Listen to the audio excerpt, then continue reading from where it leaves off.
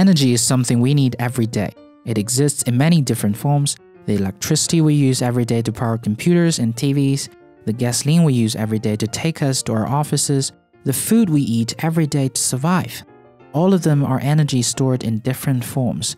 We often take them for granted in the sense that we seldom care about the various sources of energy. But then again, we've never had a reason to worry about it. However, the sentiment has changed somehow in the past decades, because after years of industrialization and urbanization, we realized that the CO2 emitted from burning fossil fuels actually have a devastating effect on our environment. It messes up the ecosystem of our natural habitat, it brings a lot of uncertainties to the weather, even the frequency of natural disasters increased in the past decades. If this is still not a good enough reason for us to stop and think about our relationship with energy, I don't know what is. In the third addition to my Tesla series, I want to dedicate the entire episode to investigate into the energy we use every day. Also, I make decent quality tech videos every week. Subscribe if you love the content. I'm Lei. Enjoy. The definition of energy is power derived from the utilization of physical or chemical resources, especially to provide light and heat or to work machines. It involves many complicated processes to make energy available for us to consume. I don't want to explain the boring scientific details, so let's simply call them the food we eat and the thing that helps us do stuff. Interestingly, if we trace the fundamental sources of energy for both groups, they all leads back to the sun. For the food we eat every day, they obviously consist of vegetables and meat that get processed and put on our tables. However, the unfortunate fact about us mammals is that we cannot absorb energies directly from its sources. Therefore, in order to survive, we have to steal some energy from other animals and plants through a process we call eating. Eating. Well, lucky for us, plants operate in a different manner and gets their energy directly from the sun through a process called photosynthesis. This helps complete the energy chain. The sun provides solar energy for all plantations, and through photosynthesis, solar energy is converted to chemical energy in the plantations. Animals eat plantations. We eat both animals and the plants. That gives us energy for our daily activities. Hence, from the energy standpoint, food is simply the storage device for energy, not the source of it. In other words, we don't get our energy from the food we eat, we ultimately get all of our energy from the sun. The same thing applies to the energy that helps us do stuff. This part is a little bit more complicated. From our perspective, most tools in our lives are powered by either electricity or gasoline. They are again simply the storage device, not the source.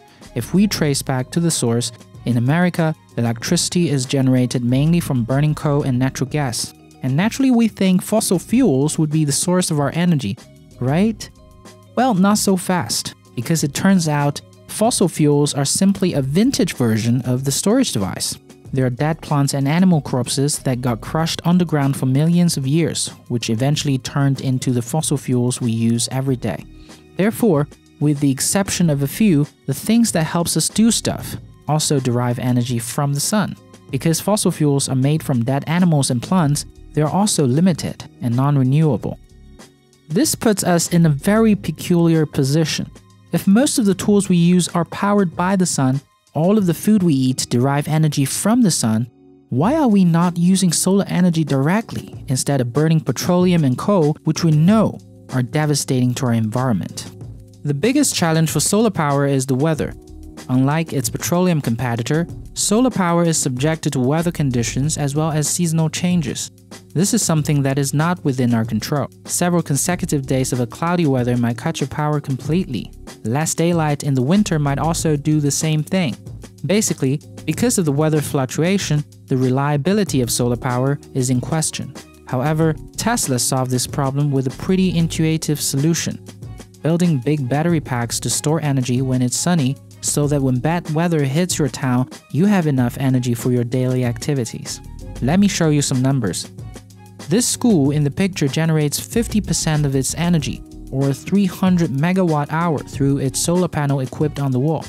What's even more impressive is that the school is located in Copenhagen, which is just 3 degrees south of Alaska.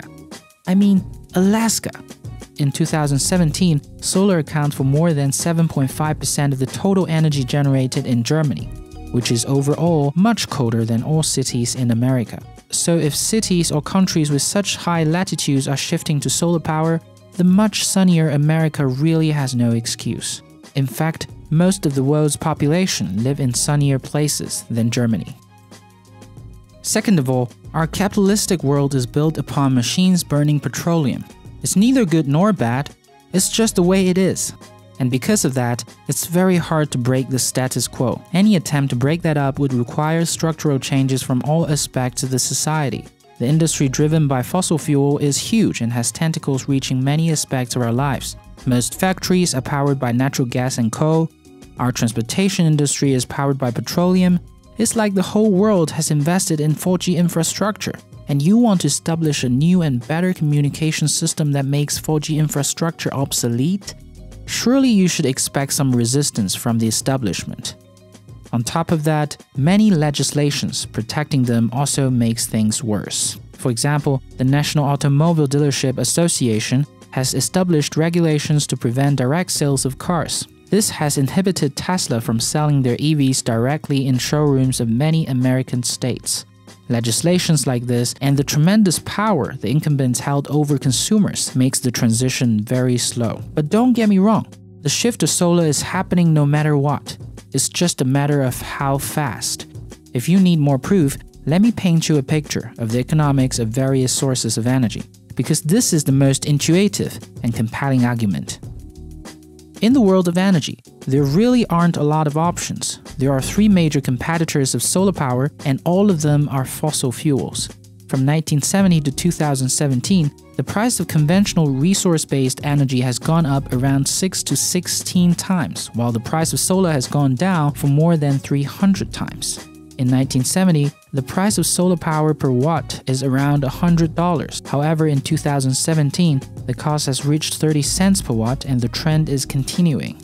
Furthermore, according to Deutsche Bank, by the end of this year, solar power will be below the levelized cost of electricity, which they refer to as grid parity.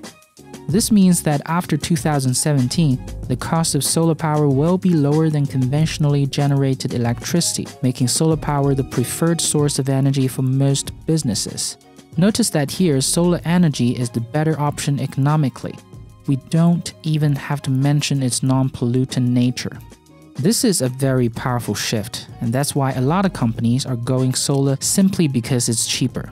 What's more astonishing is that following this trend, around the year 2020, the cost of solar power will be below 4 cents, which is equivalent to the transmission cost of electricity. This means that even if the cost of conventional electricity is 0 cents, it will still be more expensive than having a solar rooftop generating electricity for you, because the cost of transmission alone is 4 cents.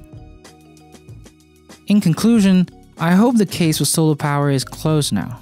It's not going to happen next year or the year after, but it's happening pretty soon, in the next decades or so.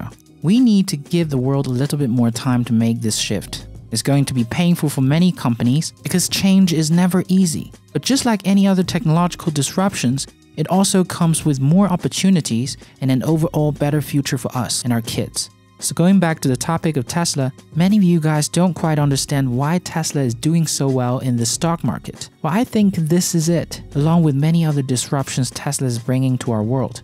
Because essentially, Tesla is investing in the future, a better future.